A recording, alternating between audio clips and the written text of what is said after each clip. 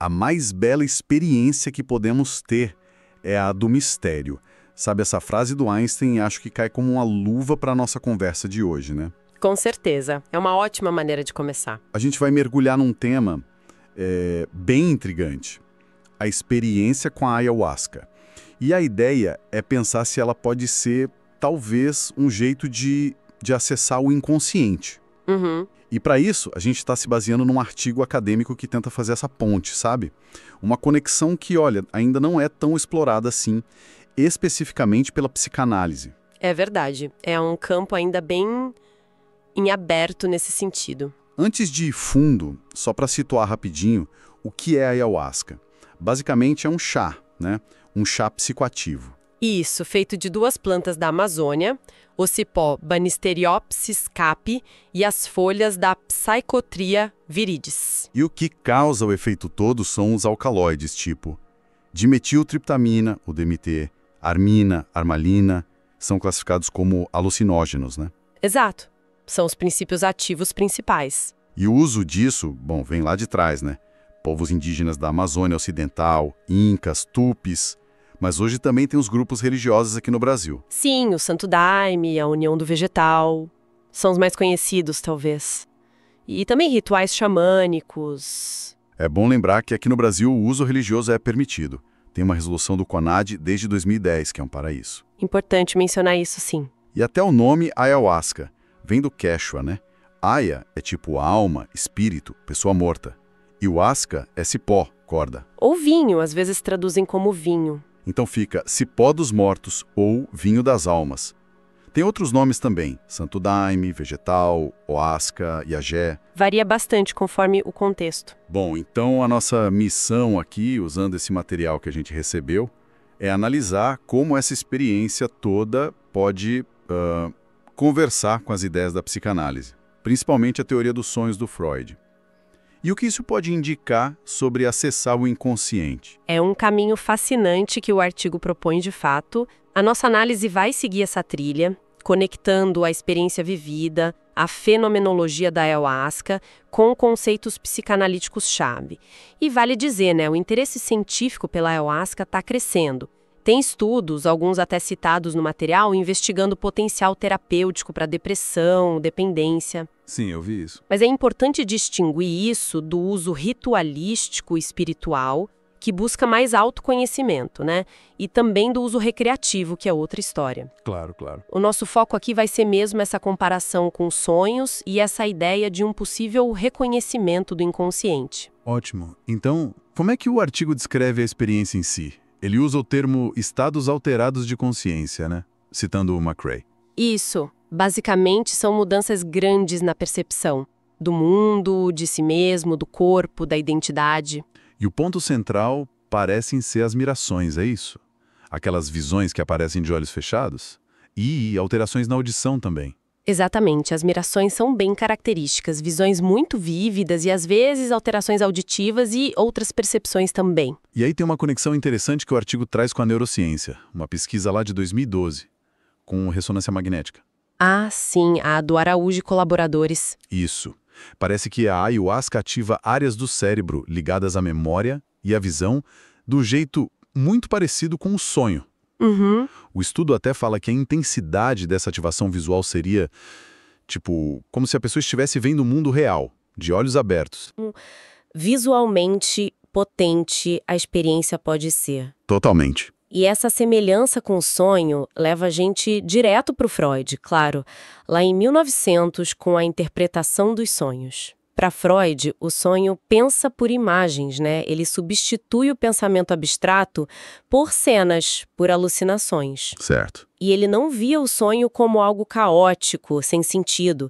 Pelo contrário, era um ato psíquico complexo, cheio de significado. Tinha duas coisas principais: realização de desejo e essa vivência alucinatória. A gente acredita no sonho enquanto está sonhando. Faz sentido. E como ele propunha entender isso? Através da interpretação. A ideia era pegar o conteúdo manifesto, que é a história do sonho que a gente lembra quando acorda, Ok. e usar a associação livre, falar sobre cada pedacinho do sonho, para tentar chegar no conteúdo latente. Que seria? Os pensamentos, as memórias, os desejos escondidos, muitas vezes infantis, reprimidos, que deram origem àquele sonho.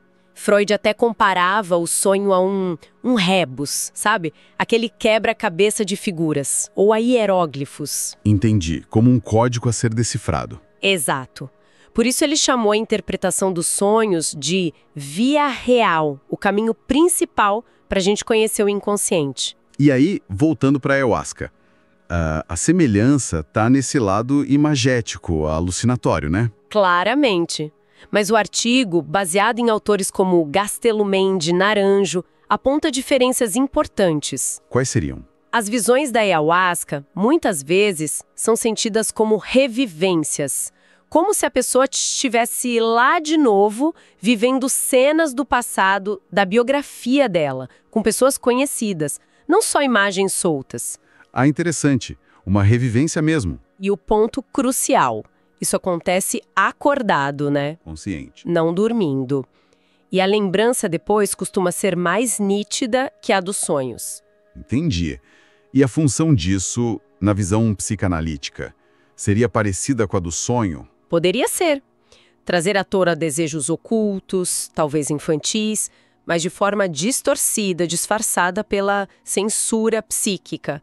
Aquele mecanismo que barra conteúdos indesejados de chegar na consciência. Ok, então, se a ayahuasca traz esses conteúdos de um jeito diferente do sonho, mas ainda assim profundo e imagético, o artigo pergunta, ela poderia ser uma via para reconhecer o inconsciente? E aí entra a visão do André Green, né? Exato. E o Green traz uma ideia bem interessante sobre o que é esse reconhecer. Não é uma descoberta lógica, tipo 2 mais 2, 4. Certo. É mais como um reencontro súbito. Um flash de algo que parece familiar, mas que estava fora do alcance da consciência normal. Tipo aquela sensação de déjà vu, ou quando um lapso de linguagem revela algo. Sim, como um vislumbre rápido. É isso. Um vislumbre de algo conhecido, mas esquecido ou escondido. Green até questiona se a consciência plena é sempre necessária para esse tipo de reconhecimento acontecer. Essa ideia de reconhecimento como reencontro é forte. E como isso se liga com o insight na psicanálise? Bom, na análise, o insight é justamente esse momento de clique, né? Uma conexão súbita que traz uma nova compreensão. Mas ele é só o começo. Ah, não é o fim do processo. De jeito nenhum. O insight precisa ser elaborado, trabalhado, para ser integrado.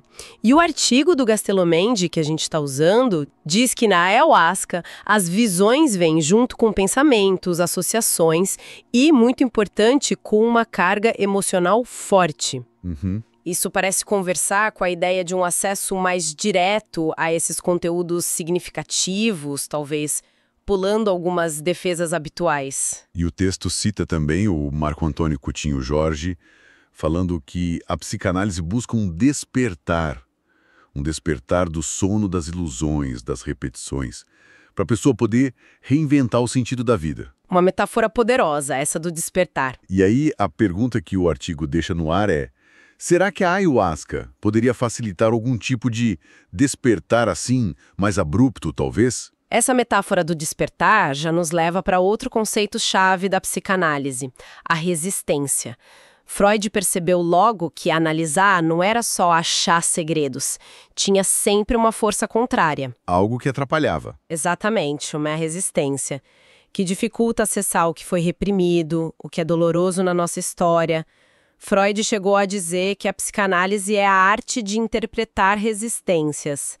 É a nossa dificuldade em encarar certas verdades sobre nós mesmos. Faz todo sentido. E o curioso é que o artigo aponta que existe uma resistência à própria ayahuasca. O Gastelumendi fala de um medo de perder o controle, de enlouquecer. Ah, sim. E isso pode ter a ver com um fenômeno bem conhecido nos rituais. As peias. Já ouviu falar? Já ouvi o termo, mas o que são exatamente? São reações difíceis, né? Podem ser físicas, vômito, diarreia, tremores, ou mentais, visões horríveis, sensação de morte, confusão. Nossa. Nos contextos religiosos, isso é visto como parte da cura, uma limpeza necessária para mudar. Mas não deixa de ser uma experiência de muita angústia, de desamparo. Imagino. E o artigo compara essas peias com? Pesadelos. Como assim? A comparação, baseada em autores como Garcia Rosa, é instigante. A ideia é que até os pesadelos são realizações de desejo. Mesmo os ruins? Sim, só que seriam desejos inconscientes, tão proibidos, tão inaceitáveis, que mesmo distorcidos, eles furam a censura e geram muita ansiedade. Sonho de punição, por exemplo, realizaria um desejo inconsciente de ser punido por algo. Entendi. A analogia sugere que talvez as peias, como os pesadelos, sejam manifestações dessa luta interna. Quando conteúdos reprimidos muito fortes vêm à tona de um jeito angustiante, desafiando as defesas. Que complexo. E aí surgem as perguntas que o artigo levanta. Será que a ayahuasca, quimicamente, consegue baixar as resistências psíquicas de um jeito especial, diferente do normal? Será que ela facilitaria o acesso àquelas memórias da infância, da amnésia infantil? Essa alteração de consciência parecida com o sonho, mas acontecendo acordado? Será que abre mesmo uma via mais direta para o inconsciente? São perguntas em aberto, né? Precisam de mais pesquisa. Com certeza. E pensando nessa possibilidade de acesso mais direto e talvez menos resistência, será que a ayahuasca poderia ser usada para autoanálise? A autoanálise é uma ideia que sempre volta, mas é bem complexa na psicanálise. O artigo lembra que o próprio Freud tentou, né? Mas sentiu que travava, que precisava de alguém para conversar. O Fliss. Precisava de um interlocutor. Parece que sim. Isso mostra a importância de um outro nesse processo. Na análise é o analista, na ayahuasca talvez o xamã, o mestre do ritual, ou até uma figura divina para quem a pessoa dirige a experiência. Alguém que ajuda a dar sentido. Um ponto de referência. Exato. A Roudinesco, historiadora da psicanálise, é até meio cética com a autoanálise pura. Diz que pode virar um discurso sem fim, sem essa âncora externa. Mas, por outro lado... Tem um mas. Tem. Olhando pela ótica lacaniana, o que importa mais não é de onde veio o pensamento, se de dentro ou de fora, mas como ele se marca na realidade psíquica da pessoa, como ganha significado. E aí o artigo se arrisca a dizer que talvez uma tomada de consciência importante possa acontecer em vários lugares, quem sabe até numa sessão de ayahuasca bem conduzida e depois elaborada. Interessante. O artigo também traz umas ideias do Lacan, via Miller, que dão o que pensar. Tipo, a vida como repetição disfarçada de novidade. Sim, essa é forte. Ou que a gente vive meio que num sonho acordado, uma realidade construída, e só acorda com dificuldade quando chega perto do real. E o real em Lacan não é a realidade comum, né? É aquilo que não dá para falar, para simbolizar totalmente. O impossível, o traumático. Entendi. E isso se liga com outra ideia lacaniana que o artigo explora. A verdade tem estrutura de ficção. Ficção? Como assim? Parece estranho? Parece, né? Mas a ideia não é que a verdade é mentira. É que ela não é algo pronto a ser descoberto. Ela é construída, como uma história que a gente conta pra gente mesmo e pros outros. Uma narrativa? Isso, uma narrativa. E o que sustenta essa verdade? A fé. A fé num discurso, numa linguagem, e a fé num grande outro, a sociedade, a ciência, Deus, que valida a nossa história. Nossa. Nossa, mas uma construção necessária para dar sentido, para estruturar o nosso eu. A fé que a gente põe nessa história que nos sustenta. E Lacan diz que até a certeza da morte, a única que temos, é o que estrutura nosso mundo simbólico. Que doideira pensar nisso. A nossa verdade como uma ficção essencial. Desafiador, né? Totalmente. E essa conexão de ficção, verdade e morte parece que bate muito com o nome da ayahuasca. Cipó dos mortos, vinho das almas. O artigo sugere que talvez a experiência possa levar não só a pensar na morte literal, mas numa morte simbólica. E o que seria essa morte simbólica? Deixar morrer padrões antigos, jeitos antigos de se ver, de entender o mundo, para poder reestruturar essa ficção pessoal, essa nossa história. Abrir espaço para o novo, então. Sim, exato. Bom, para a gente ir amarrando aqui, seguindo o fio do artigo, a experiência com a ayahuasca parece única mesmo. Ela induz estados que lembram o sonho, mas a pessoa está acordada. E talvez permita um contato mais direto com emoções, memórias profundas, talvez contornando algumas resistências. Uhum. Então, poderia ser um caminho diferente, né? Complicado, desafiador, com certeza, mas um caminho para reconhecer partes do inconsciente. Isso, claro, se a experiência for interpretada, elaborada, talvez com a ajuda da psicanálise, como o artigo sugere. É uma hipótese intrigante, sem dúvida, e que precisa de mais investigação, claro. Com certeza. E para fechar, talvez um pensamento para levar.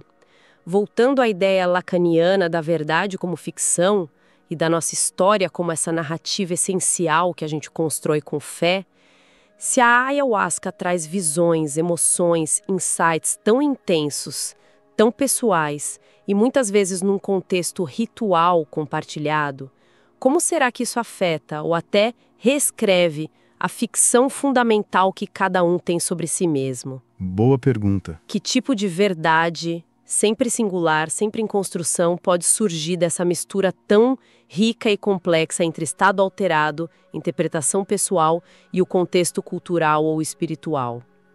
Fica aí a reflexão, né? Algo para a gente continuar pensando.